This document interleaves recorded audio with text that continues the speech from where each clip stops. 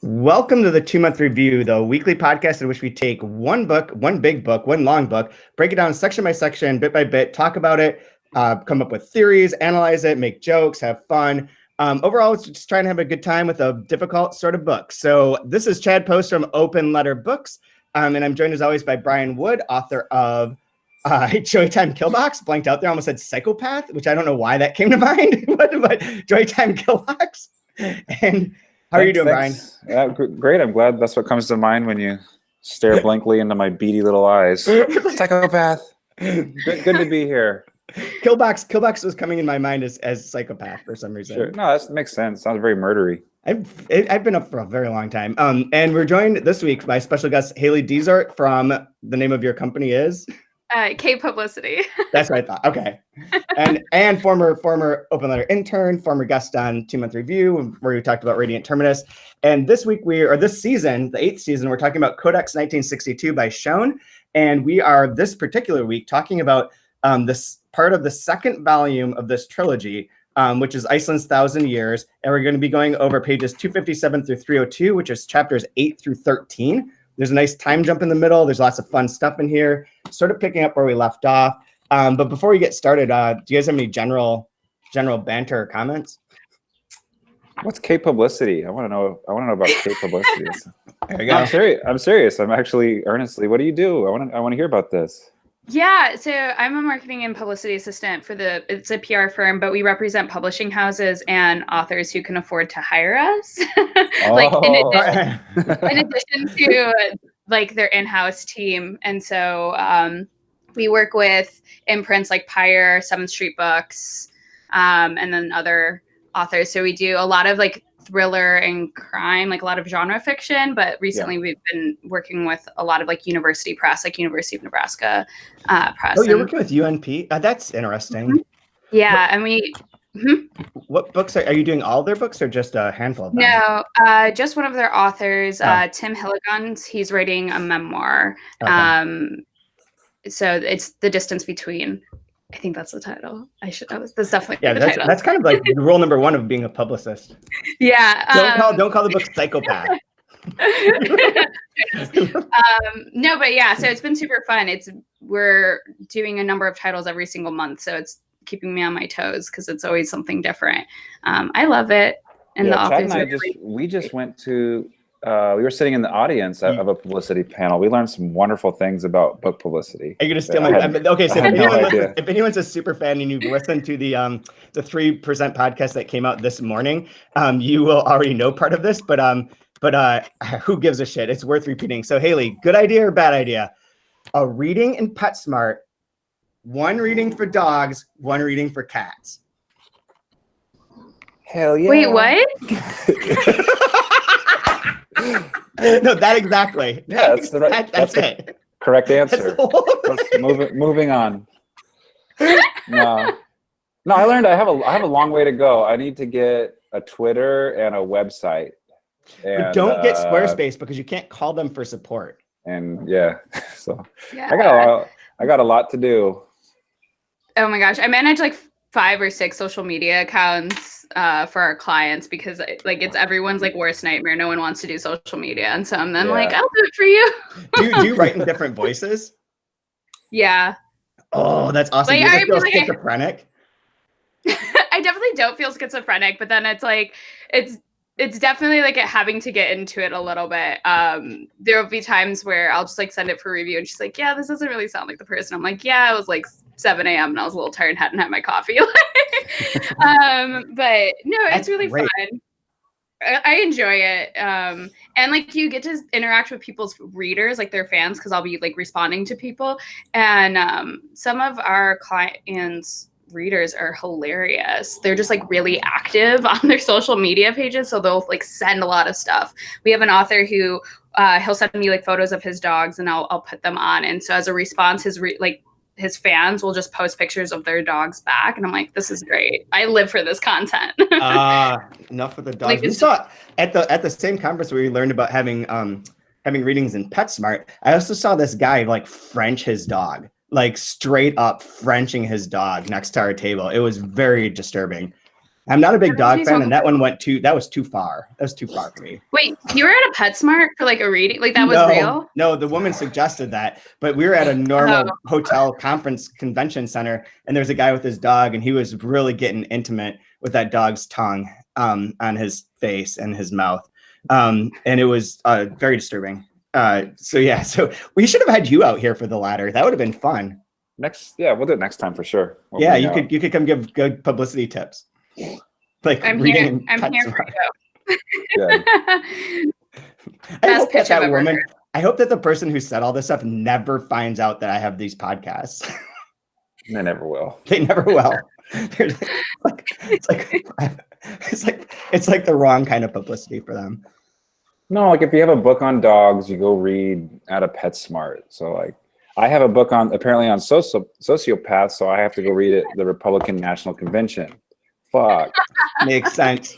That Great. totally tracks. That would be great. You should really play off. You should have created a pseudonym for yourself and made like your pseudonym sort of like the Doug Feldick of social media, where you could have just played up like all the aspects of your stories that are like the sad man who has erectile dysfunction and doesn't like his marriage, and just converted that into like sales among like this very specific group of like neocon. The sad dad club. The sad dad club. Hey man, from what I've seen, that shit is trending hard in certain parts of internet of indie publishing. Oh wow. Wait, I don't know. what is? Sad dads and midlife crises. Well, speaking of sad dads, how about Leo? What a sad dad he is. Okay, let's go to this book. We don't have a ton of time. with his little playboy. This playboy. Sad dad with this playboy. So where we left off, I believe, was that our narrator is still not to be born. He is a clay figurine in a box. Leo, his father, has built him, essentially molded him with his mother back when they were in Germany and escaped. Before Leo escaped, Leo's now in Iceland. He needs the gold that was taken from him on his ship to be able to get to Iceland in order to animate our future narrator. And Leo's deciding right now, where we left off, he was going to get his citizenship, because if you're going to commit a crime and you're an Icelandic citizen, you're much better off. If you commit a crime and you're not an Icelandic citizen, you are screwed. So be an Icelandic citizen before you commit a crime is good advice. Right? So then I'd say for most folks, just be a citizen and commit the crime. You're better off. Yeah. I think we should if I'm going to commit a crime, I'm going to become an Icelandic citizen first. So he's there. He's talking to the official. The official has been that's filling out all of his forms, has been talking on the phone to someone about werewolves prior to this, and now is on the phone again talking about Glacia and like that the people, their inhabitants are made of water. They turn into vapor. They never die, blah, blah, blah. And I wrote something. This is just for your edification. I wrote a note when I read this last week before we had to delay it, that is completely illegible. But this passage is really important to me, important enough that I wrote like a sentence that says something like talking to his brother, blah, blah, blah, blah, blah. Yeah, okay. So that section is important. But so he's there filling that out. In this chapter, in chapter 8, he then goes outside, sees I don't know how you say it, Hrafn Karlsson, who is the stamp collector that he sold these stamps to in the previous chapter as well, which he received in like a sort of subterraneous way, or sort of suspicious way. And he sees Karlsson at the corner of the Parliament House, and he's like, well, that doesn't really, the guy looks like he's gained some weight. Why isn't he at the funeral that's going on right now? And then finds out that Hrafn is at the funeral and realizes that Hrafn has a twin. And that one twin works at Parliament, one twin is the stamp collector, dealer person. Then he answers more questions about what's going on with his citizenship. But the guy that he's talking to, the official, is wonderful and reminds me a lot of the Thomas Jansson bestseller sort of characters, where he goes into like this mythology of Iceland that includes that it was actually like the ancient Greece, and the Odyssey and everything is based around Scandinavia and not the Mediterranean, which is something I've read before. And I don't even think it was in this book. I think it was somewhere else. It might have been in Thomas Jansson. It might have been just random, but I remember someone else writing a thing where they believed that the Odyssey and the Iliad and all that, and all the Greek stories weren't about the area that we think of them being from, but they were from the Scandinavian countries and the Nordic countries, and that it tracks a lot better as like in terms of like the landscapes and where things are. But he posits that, and then he goes on to explain that all Icelanders are actually werewolves. So we get our werewolves back again. That sounds about right. Sure. That was my favorite. I was just reading it and I was like, all right, and here we are with the werewolf theory. There's two great things about it to be like, last time we left up where he's on the phone, he's like, and he's talking to Leo and he's like, Leo, what do werewolves eat? And he's like, I don't know, humans? And he's like, and this time we get the answer to that. No, let me tell you what werewolves eat. Night, darkness, and snow. Duh. Obviously. And the other part that I love is where he says, anyway, I'm just wanting to try out my theory on you. It's still taking shape. I'm supposed to be giving a lecture at the lodge, and I had the idea of presenting it there. It's good to hear other people's opinions of one's ideas while one's still in the process of forming them, which is fantastic. Like, sort of like nutty old man, like filling out these forms and being like, hold on, I had this idea. What if we're all werewolves that eat night, darkness, and snow? We are home to where the ancient Greeks are. We have lots of honey. This all makes sense. My favorite part in that whole scene was like, to prove his theory, he just like wiggles his eyebrows. I was like, all right. Full proof. Just delete. Look, they found bees. What do bees have? Honey, meat. Done. It like just like okay. Of course, yes. Ergo sum. Werewolves. This sounds like the crazy shit that I would write. Yeah. X and these 19 other things. There's one really important mention here, though, too, that comes up later, but also seems to be one of the main themes that we've been talking about. When he's talking about the wolves and the werewolves and all that stuff, he mentions Skallagrimur Kabdolfsson, and writes transform, transformation, transmutation. And there's a lot of transformation stuff that's been going on throughout the book, from the golems through everything of like that rebirthing. And this will come up again in a second, but he writes that down, and then Leo has to pick a name, and he wants his name to be Starry Abrahamson, which is a mouthful. And we're told by the narrator's interlocutor that's not his last name. So clearly there's more to that story than that. But he fills it all out, and he's going to become a citizen. Yeah, and that's a interesting choice of name too, because it made me think of the story in Genesis where God takes Abraham and has him look at the sky and says, "Your descendants will be like the stars." When he doesn't have a son yet, and he's like, "How the hell am I going to have descendants if I don't even have a kid?" He's like, "No, trust me, like it'll work out. Don't worry about it." Got this. Starry Abrahams, and like it's like everything kind of all circles into these myths and origins, and where'd we come from. Yeah, I love the kind of myth building in this section too, with this crazy guy, and it does make clear that sort of like thin line between like origin myths that we accept as being like, oh, okay, that makes sense, like or not even myths, but like those stories, like even the Iliad and the Odyssey and any biblical stories, all that kind of stuff, all of it, like there's certain ones that we've accepted or like treat as with more reverence than we do when someone's like, no, really, we're all werewolves that descended from bees because there's honey here or whatever, like nonsense shit. But like you can create a good story like that and people think that you're crazy. But in certain instances, like these other stories have become canonized to the point where we don't question them nearly as much. Yeah, no, certainly. I mean, everybody has a flood narrative, but obviously the real one is with all the animals and then the rainbow. Yeah. I saw a thing on Twitter yesterday that there's a recent drawing of Noah's Ark and it had 2 male lions. So clearly it's not. Yeah. The best part of that Noah story that everybody leaves out is when he gets out of the ark, he builds a vineyard and gets crazy drunk and falls asleep naked.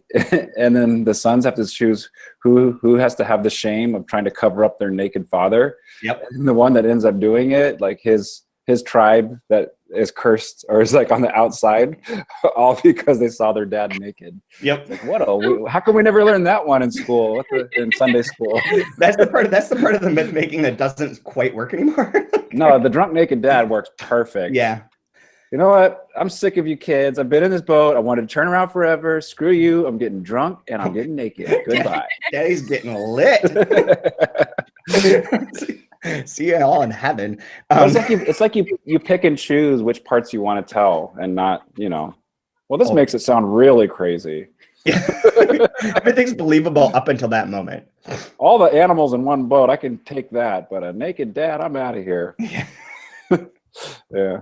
Well, Oh, there was man.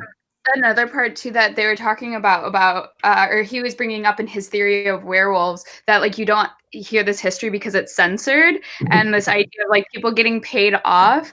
And not that I am like a total conspiracy theorist, but I've been like watching way too many documentaries about like Operation Paperclip and like things of like what gets like what governments like pay off to like hide, and like, and the idea that we learn like this kind of our histories, but then like how much of it is actually true, or what's really revealed, or what's like pushed to the side, and like where we get these stories from and who's telling these stories.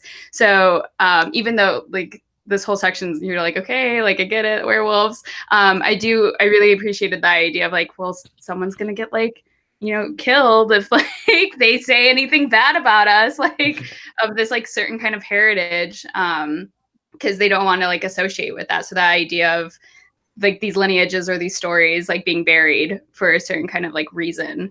I was like, I see you. No, I like the way they do, where they sprinkle in like little bits of fact that kind of corroborate how it could be true, or that it's worthy material. Like, wasn't the guy that wrote the book on it wrote Onward Christian Soldier and was like very intelligent, knew lots of languages, or like there's like a little bit of the history of who the person is that is kind of compiling some of this information. Like, I got it from a good source. Yeah. Reputable source, not YouTube.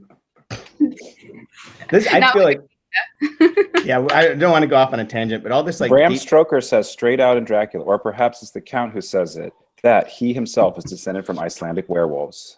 Right. Boom. That's why they have the longest heads on Earth. Any coincidence? There's just so much like, what the hell? So fun. Wait, so Icelanders fun. have the longest heads? I have to look that up now. Oh, there's a bit about their size that's coming in a second. That part's weird. Oh, yeah. That part's great. So chapter 9, moving on to chapter 9, that we basically covered that one. This is a parliament scene where the parliament is like going through what they're deciding for the year, and they get to the point where they're like, okay, we're gonna, have the new citizens, and they read out the names of all the citizens that are going to be Icelanders now. And one of the names they read out is that Leo Lowe will be known as Skallgrimur Kevdalsson, which is a famous poet, I believe, right? Yeah, but didn't he accidentally give him the awesome werewolf name or something? It was like the name that he wrote down as being like transform, transformation, transmutation. Like, no, you can't. This name's way too cool. You don't get to have this name. Yeah, and he's famous within Icelandic stuff, and I forget why. Now I'm blanking out on this, but I did look this up before. But anyways, they're like, no way, you can't do that. And then they have like a whole poem that's read in the parliament about why that would be so wrong.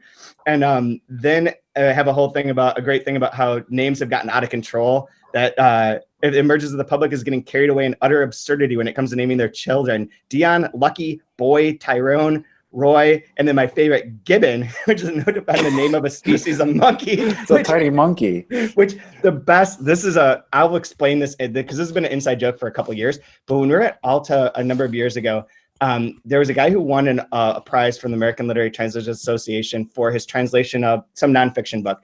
And he got to give a reading as part of this prize. And I was standing next to Michael Holtman from Two Lines in the Center for Art of Translation.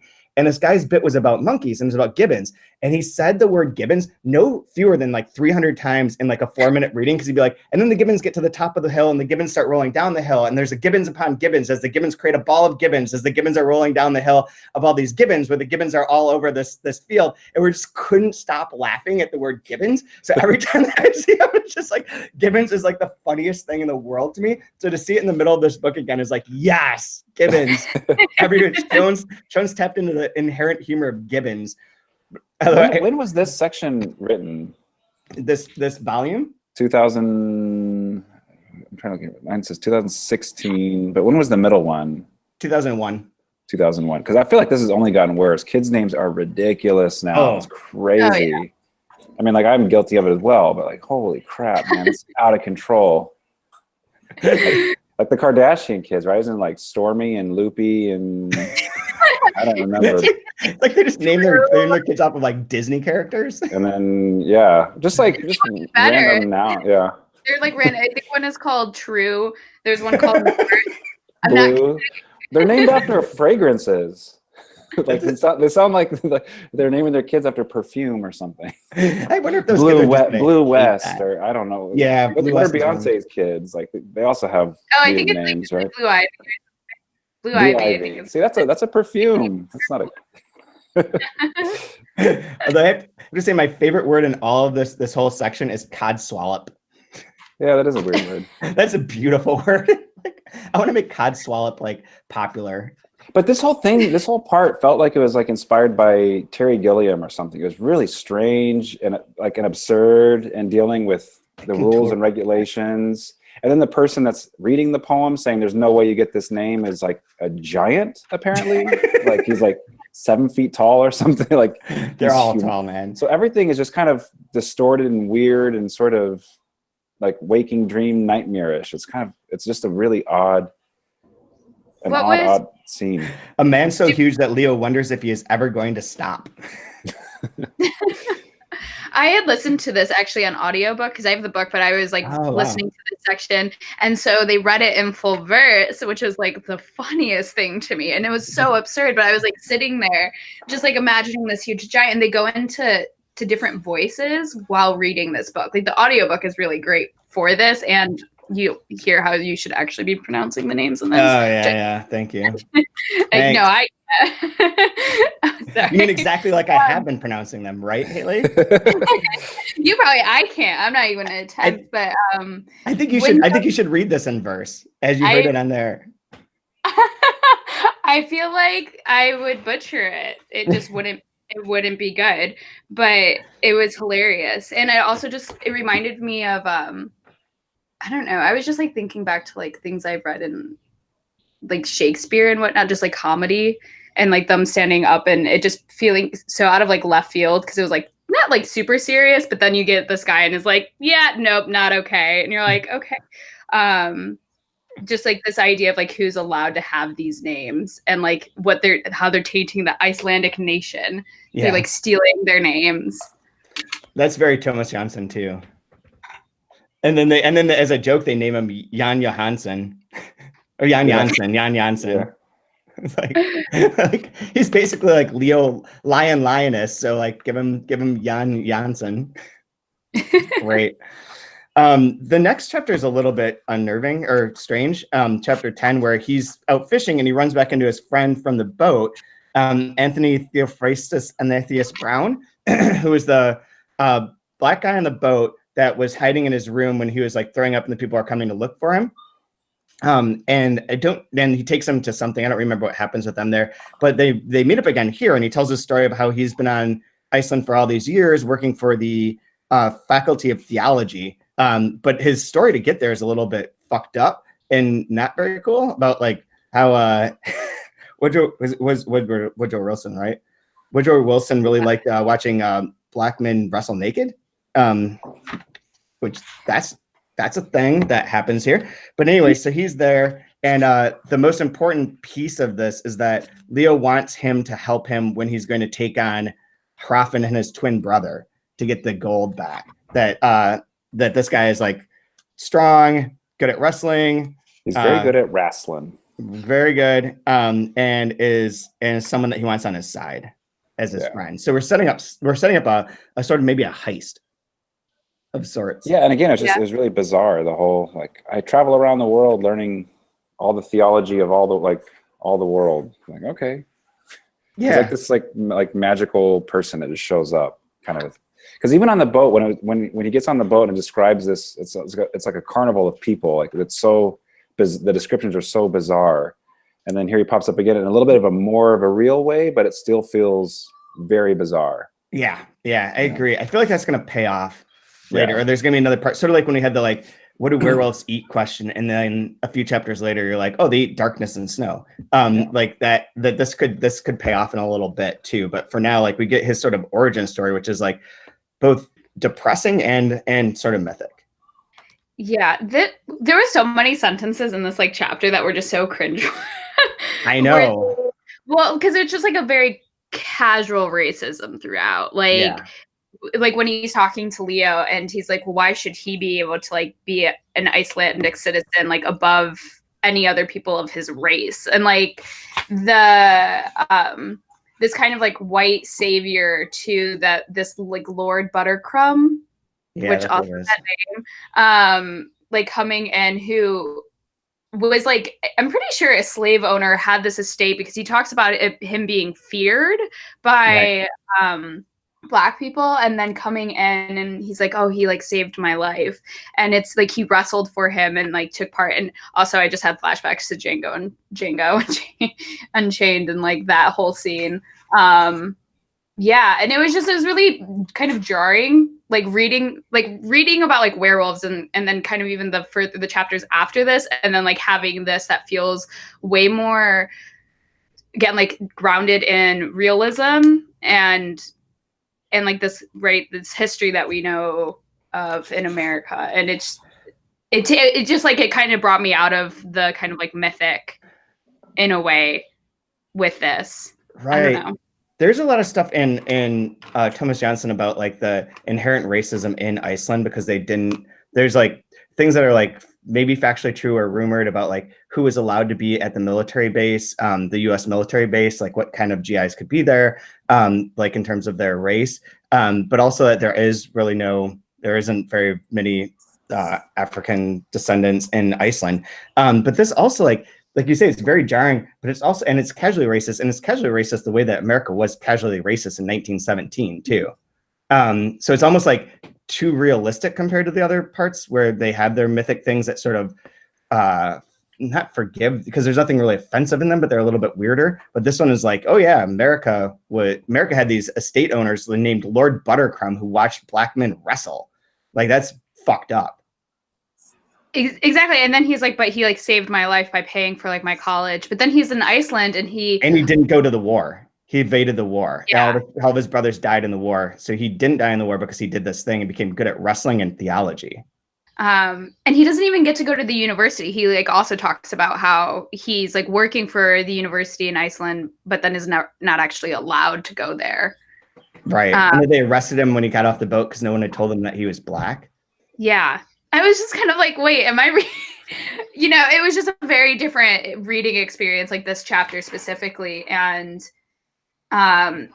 he's like, I thought what was also interesting, he's like, I would never want to be a citizen here, which understandably so. But right, you're also thinking about like, he's like a US citizen. And then you're like, in the time that he's talking about, it isn't better. No, the one thing that also that he says he stays at a country cottage in Thingvellir.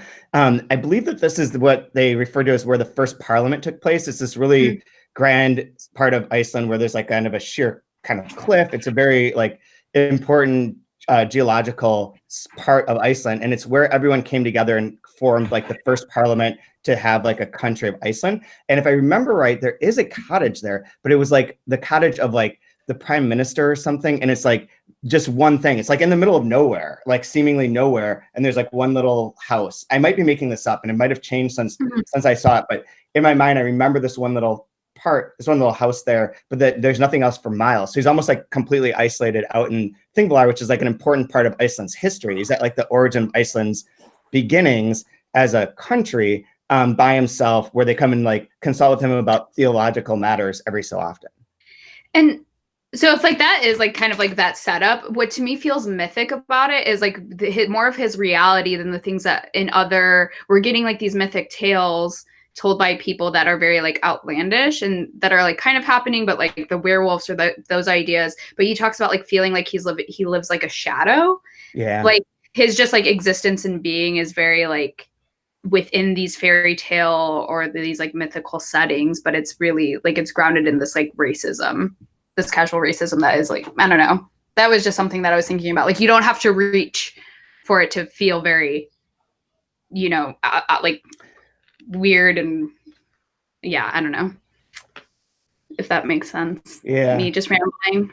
No, it makes sense. I was also thinking like it does counterbalance the mythic stuff by having this reality of the racism sort of grounds other pieces of the narrative. But I don't know. Anyway, should we move on to the next part, or Brian, do you have a comment on? No, yeah.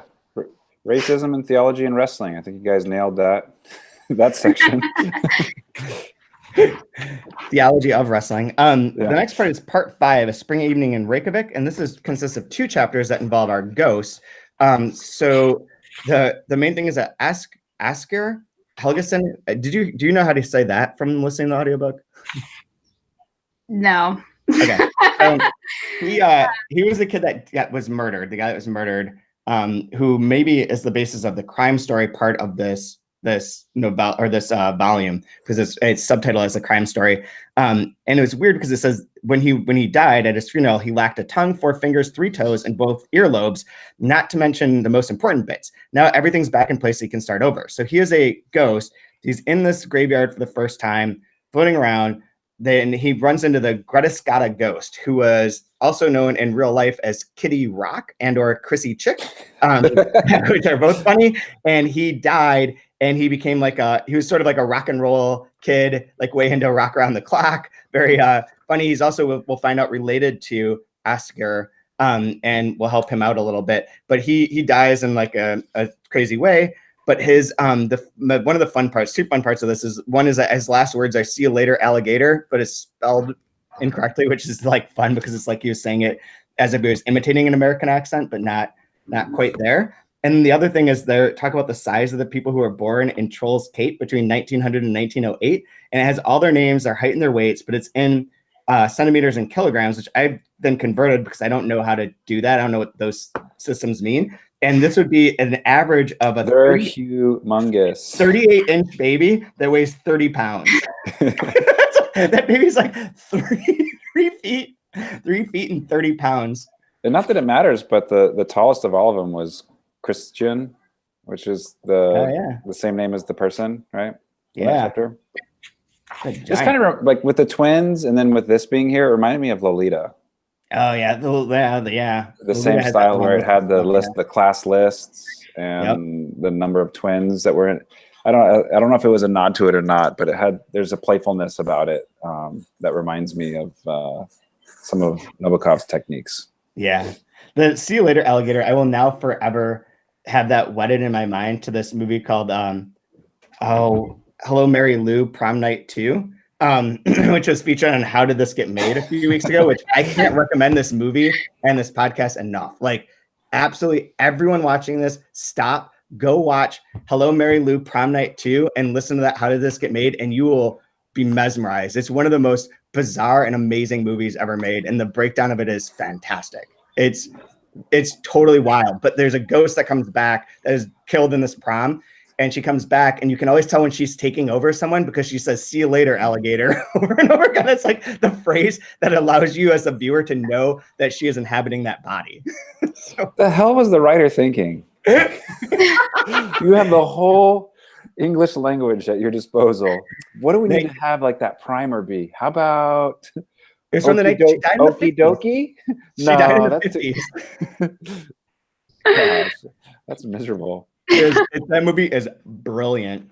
I don't have anything much to add to this chapter. It's like this is like a good interlude we have, and it really is an interlude because it's going to move us ahead in time. Yeah. So we've gotten Leo both his citizenship. He's been reconnected with his friend, and now we have this little interlude about these ghosts. And the main part is in chapter 12 when they go around and Asker floats through the city, goes in Hrafn's office, sees that he has Asker's stamp album in there, and then goes and inhabits Ole Klingenberg, who is a medium who's giving a public presentation in which he's going to, speak. People are going to speak through him, and it references again the Unasamnes, which was what that woman that ran the hotel back in the first part that she was part of. Like she was having that affair in the night with the famous Unasamnes, like the wife of the guy that owned the hotel that Leo was like hiding in. So they come back here, but Asker goes inside of him, is like comes out and is like sees Hrafn Carlson in the front row and points out that he's the villain, says in butchered sort of language that his name's whatever Asker, and that Robin W. murdered me, just look under the cupboard. And this is another beat for the crime story, I think. So like we have two sort of like things going on in the crime story, in my opinion. Like one is his death and his being murdered by Hrafn, and then we have the kind of heist version of it in which Leo is going to need to steal from Hrafen both and his twin brother the gold that's in his teeth in order to reanimate our narrator.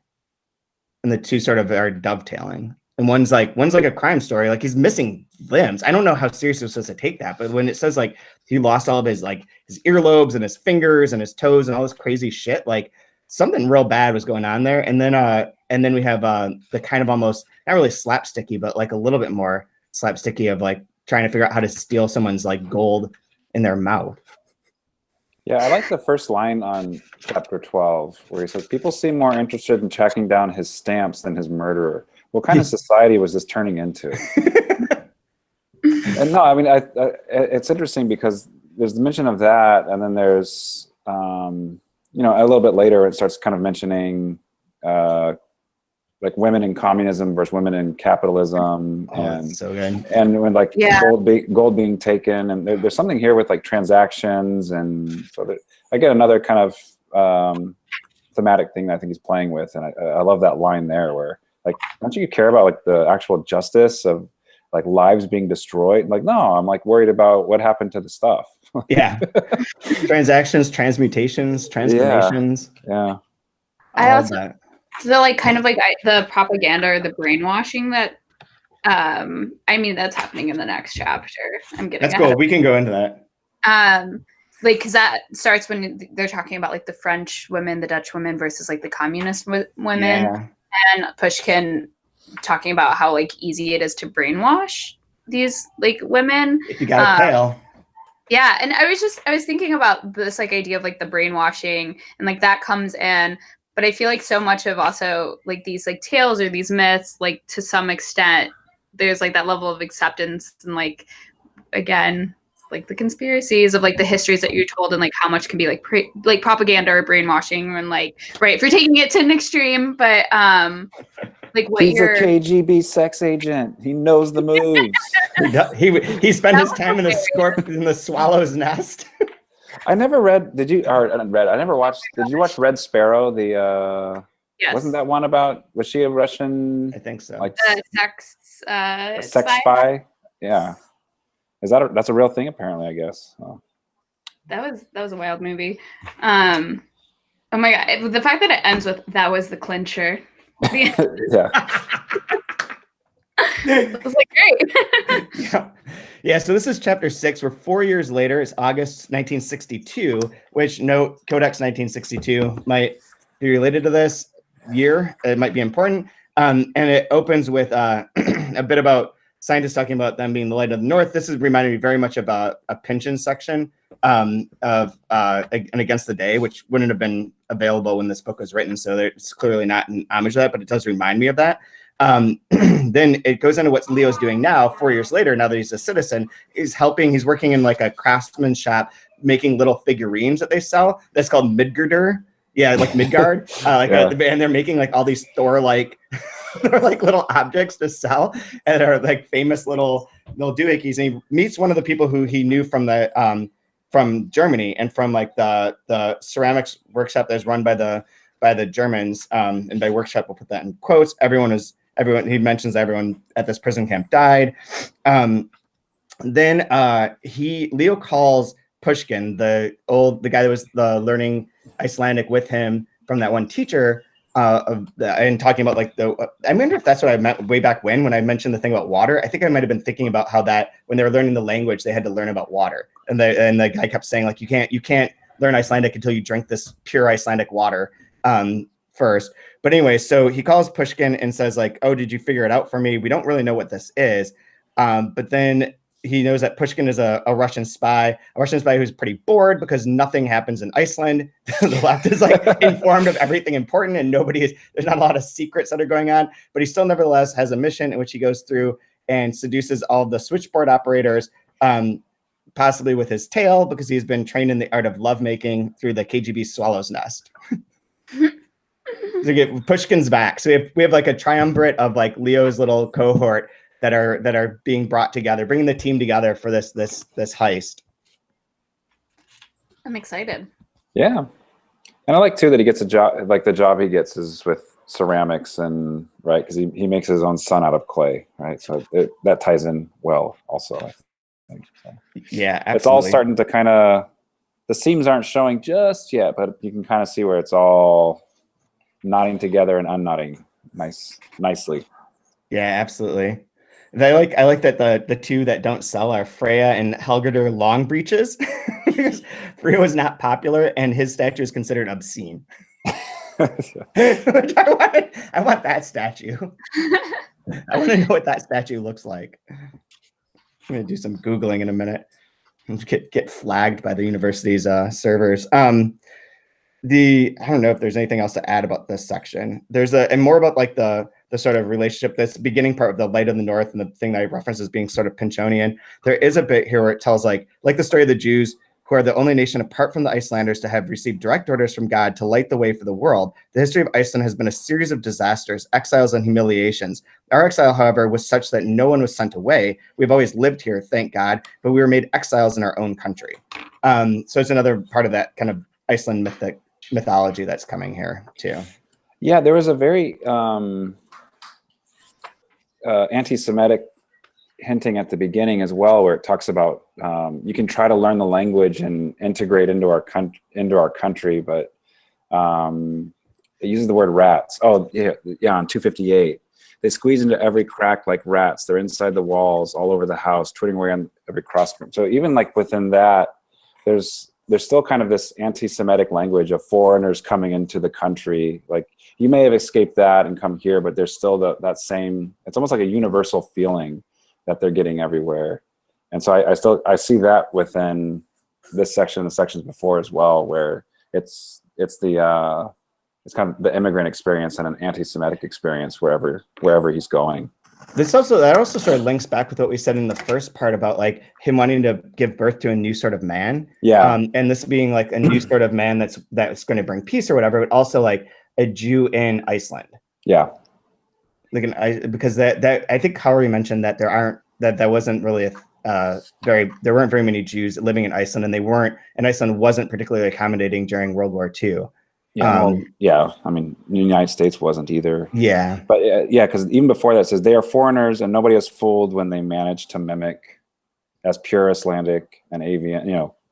So you can try to integrate, but we know that you're like a little rat squeezing into the cracks. So there's very anti-Semitic language. And then I like how it ties back in here again. He's bringing back in the Jewish culture part of, even with like the stretch of the name Isaac, right, being Abraham's promised son, and then linking that to the name Iceland. No, yeah. Even though it doesn't. I think it said like Isaac, ice axe, ice, something. Right. I know where that is. I just said Isaac, so Isaac came over to wave. Hi, hey, Isaac. We were talking about a different Isaac. Sorry. So I know that you have to get going, Brian. So do you have a favorite line? Do you want to wrap up here with the favorite lines? There are quite a few, but I just did like that really simple one on 12 that I already read. People seem more interested in tracking down his stamps than his murderer. What kind of society was this turning into?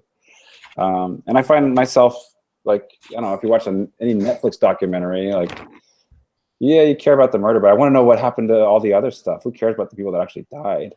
Yeah, the victim's never as important as the crime is way more interesting. The detective on finding the criminal. Yeah. It's like, what's wrong with me? Where's my heart? Good Lord. Yeah. It's bad.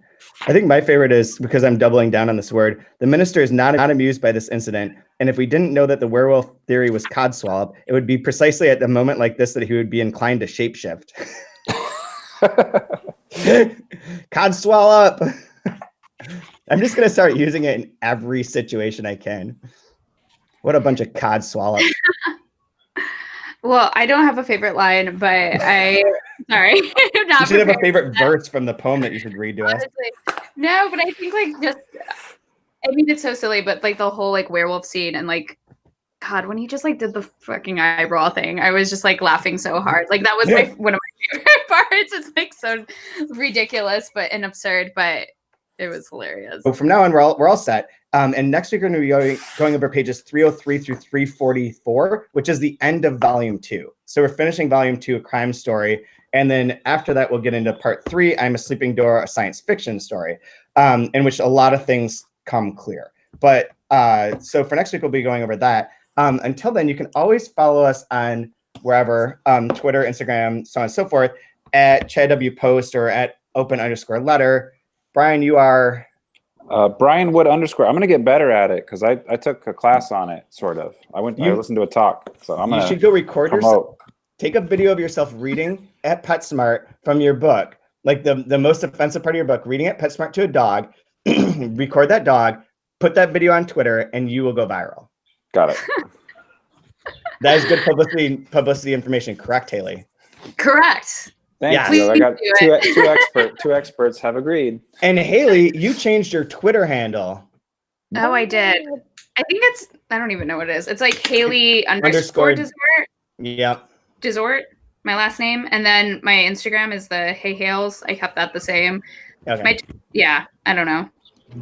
Yeah, I went to do it. I was like, what's happening? The more professional on Twitter. Oh, yeah, because Twitter is more professional. It's more professional. Cool. And I have plans that I'll unveil to you guys about the next season. And we know that the 10th season will be Duck's Newberry Report, which is coming out from Biblioasis in September. Everyone should pre-order that. You should also pre-order Brian's book, Joytime Killbox. It's available from Boa Editions, and it's linked to in the show notes, but you can also order it from your local bookstore or anywhere that you purchase books. So pre-order it. That'll make a big difference. And he's promised to sign things and send you all kinds of special gifts if you pre-order it. Yeah, and I'm a psychopath, so you're gonna get some good shit sent from me from a psychopath. I got a cat heart that I'll send you, impaled with a golf tee. What else do we have? You said it'll be like written in that like ransom note style. Yeah, exactly. Thank you for your purchase. Yeah. I saw this stupid advertisement for a book in PW yesterday for this book called The Chain, in which it's like the whole setup, the whole concept of this book is that someone kidnaps your kid, and the only way that you can get your kid back is by kidnapping someone else's kid, and then blackmailing. If you don't kidnap, and this has been going on for years. Gross. And like, what a stupid fucking concept! I bet it's a Netflix movie. It's a Netflix movie. It Follows. Have you guys seen It Follows? Is it called? I think it's It Follows, Yeah. where you basically have to have sex to get rid of like the monster that's coming after you. Yeah. That's what it's a ripoff. It's That a was shitty my little ripoff. pickup line. No, I'm just kidding. Oh Yeah, shitty ripoff. Shitty ripoff of that movie, which was actually pretty good.